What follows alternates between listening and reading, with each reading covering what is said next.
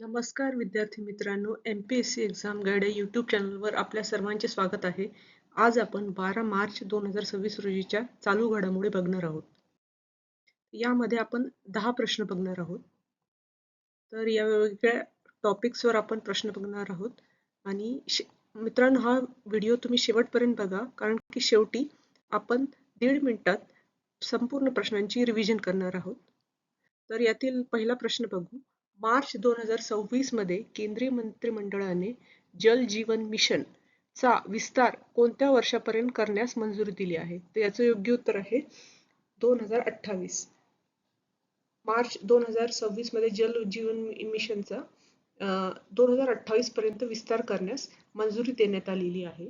तर पंतप्रधान नरेंद्र मोदी यांच्या अध्यक्षतेखाली केंद्रीय मंत्रिमंडळाने जल जीवन मिशनचा विस्तार 2028 पर्यंत करणार आहे. यासाठी 8.69 लाख कोटी रुपयांची वाढीव तरतूद करण्यात आली असून आता या मिशनचा भर पायाभूत सुविधांऐवजी शाश्वत सेवा वितरण आणि प्रशासन, पिण्याच्या पाण्याच्या प्रशासनावर असेल. तर याचं योग्य उत्तर आहे 2028. पुढील प्रश्न बघू. अलीकडेच कोणत्या विमानतळाला आंतरराष्ट्रीय विमानतळ म्हणून घोषित करण्यात आले आहे? तर याचं योग्य उत्तर आहे मदुराई विमानतळ. तर मार्च 2026 मध्ये पंतप्रधान मोदींच्या अध्यक्षतेखाली मंत्रिमंडळाने तामिळनाडूतील मदुराई विमानतळाला आंतरराष्ट्रीय विमानतळाचा दर्जा देण्यास मान्यता दिली. या निर्णयामुळे प्रादेशिक कनेक्टिव्हिटी आणि आर्थिक विकासाला चालना मिळेल. याचे योग्य उत्तर आहे मदुराई विमानतळ. पुढील प्रश्न बघू. अमेरिकेत 50 वर्षानंतर उभारल्या जाणाऱ्या पहिल्या नवीन ऑइल रिफायनरी मध्ये भारतातील कोणती कंपनी गुंतवणूक करणार आहे? तर याचं योग्य उत्तर आहे रिलायन्स इंडस्ट्रीज.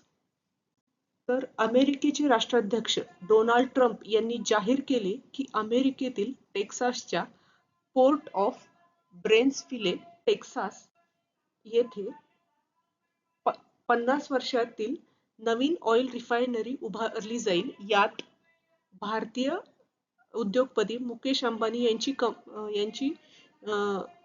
रिलायन्स इंडस्ट्रीजची गुंतवणूक असेल. तर याचं योग्य उत्तर आहे रिलायन्स इंडस्ट्रीज. पुढील प्रश्न बघू. Mapping of textile waste value chain in India या अहवालानुसार भारतातील कोणते शहर कापड पुनर्वापराचे प्रमुख केंद्र म्हणून उदयास आले? याचं योग्य उत्तर आहे पानिपत.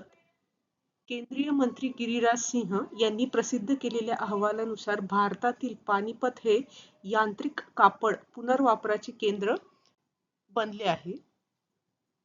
भारत दरवर्षी सुमारे 70.73 लाख टन कपडा कचरा निर्यात करतो दरवर्षी. 2030 पर्यंत ही बाजारपेठ $3.5 अब्ज पर्यंत पोहोचण्याची अपेक्षा आहे. तर याचं योग्य उत्तर आहे पानिपत. पुढील प्रश्न बघू. रिझर्व्ह बँकेच्या RBIच्या नवीन मार्गदर्शक तत्वानुसार बँकांसाठी लाभांश म्हणजे डिव्हिडंड देण्याची कमाल मर्यादा किती निश्चित केली आहे? तर याचं योग्य उत्तर आहे करारानंतरच्या नफ्याच्या 75%. तर RBIने बँकांच्या लाभांश चौकटीत सुधारणा केली असून नवीन नियमानुसार बँका त्यांच्या वार्षिक करारानंतरच्या नफ्याच्या जास्तीत जास्त 75% लाभांश देऊ शकतात. तसेच ज्या बँकाचा CET1 गुणोत्तर 8% किंवा त्यापेक्षा कमी आहे त्यांना लाभांश देण्यास मनाई केली आहे. पुढील प्रश्न बघू. बँक ऑफ बडोदाने महिला ग्राहकांसाठी आरोग्य आणि जीवनशैली लाभांसह कोणते विशेष बचत खाते लॉन्च केले आहे? तर याचे योग्य उत्तर आहे BOB वुमन सफायर. तर बँक ऑफ बडोदाने महिलांसाठी BOB woman sapphire saving account launch केले आहे. यासाठी सरासरी मासिक शिल्लक 1 लाख रुपये असणे आवश्यक आहे आणि यात 10 लाख रुपयांचे कॅन्सर केअर कव्हर आणि तसेच विमानतळ लाऊंज यासारखे फायदे भेटतात. तर याचे योग्य उत्तर आहे BOB वुमन सफायर. पुढील प्रश्न बघू.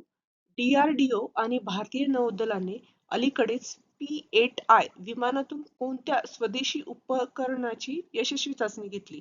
याचे योग्य उत्तर आहे एअर ड्रॉपेबल कंटेनर ADC 150. तर DRDO आणि भारतीय नौदलाने गोव्याच्या किनाऱ्याजवळ ADC 150 या स्वदेशी बनावटीच्या एअर ड्रॉपेबल कंटेनरची यशस्वी चाचणी घेतली. तर हा कंटेनर 150 किलोपर्यंत वजन वाहून नेण्यास सक्षम असून खोल समुद्रातील जहाजांना आपत्कालीन साहित्य पुरवण्यासाठी याचा उपयोग होतो. खोल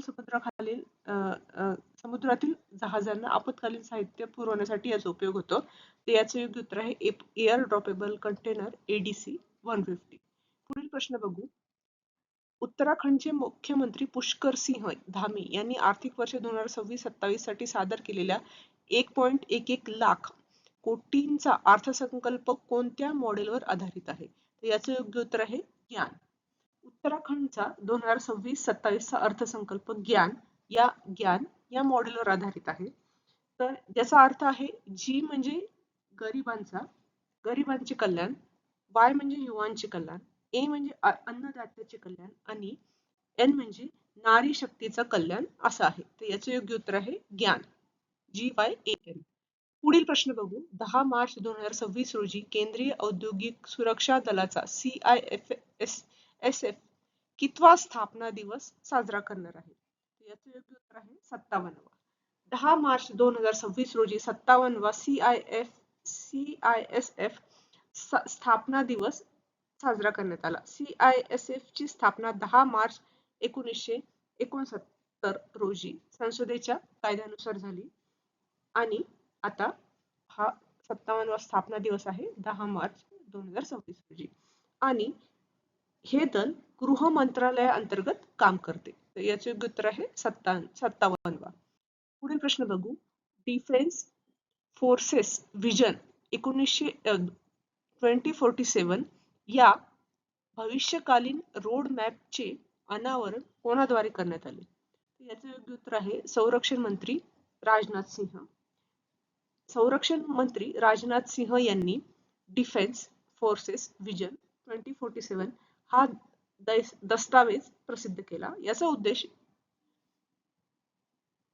2047 पर्यंत भारतीय सशस्त्र दलांना आधुनिक, तंत्रज्ञानदृष्ट्या प्रगत आणि एकात्मिक सैन्य दलात रूपांतरित करणे आहे. तर याचं योग्य उत्तर आहे राजनाथ सिंह. तर आता आपण ह्या ज्या चालू घडामोडी बघितल्या त्याचं शॉर्ट मध्ये आपण एक्सप्लेनेशन बघू. तर जल जीवन मिशनचा विस्तार 2028 पर्यंत करण्यात आला. पानिपत हे कापड पुनर्वापराचे प्रमुख केंद्र आहे.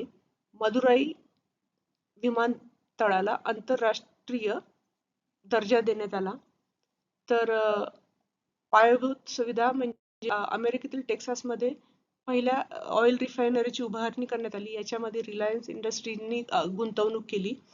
तर उत्तराखंडचा जो 1.11 लाखाचा अर्थसंकल्प आहे हा ज्ञान या मॉडेलवर आधारित आहे. तर हे एअर ड्रॉपेबल कंटेनर ADC हे पाण्यात टाकले तर हे त्याचे वजन होते 150 किलो. बँका त्यांच्या 75% निव्वळ नफ्याच्या 75% लाभांश देऊ शकतात. तर हे या प्रश्नाचं एक्सप्लेनेशन होतं. तर मित्रांनो, तुम्हाला हा व्हिडिओ आवडला असेल त्या व्हिडिओला नक्कीच लाईक करा, आपल्या मित्रांबरोबर शेअर करा आणि MPSC एक्झाम गाईड या YouTube चॅनलला सबस्क्राईब करा. आणि तुम्हाला जर असेच व्हिडिओ आवडत असतील आणि अजून कोणत्या व्हिडिओवर तुम्हाला जर कोणत्या टॉपिक्सवर तुम्हाला व्हिडिओ पाहिजे असतील तर नक्की कमेंट करून सांगा. धन्यवाद.